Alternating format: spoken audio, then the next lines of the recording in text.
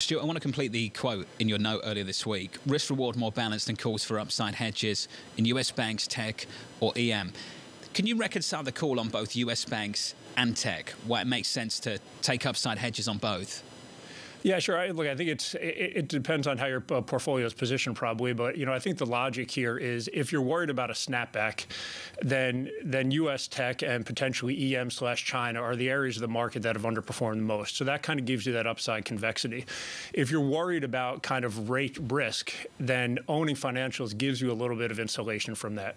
So I think you're sort of choosing from the menu based on, are you just looking for, hey, give me the highest beta, the most convexity to the upside if this snaps, or do you want to own something that, can work even in a higher rate environment? But in our view, those are areas of the market that could have underperformed, that we do think there's quote unquote like snapback ability if we were to get a relief in risk sentiment, and that's why we're focusing on that. And from the bank's perspective, I take your point. That's probably not quite as high beta as other parts of the market, but in our frameworks also, that volatility is something that screens quite cheap. So there's also kind of a relative value view baked into that.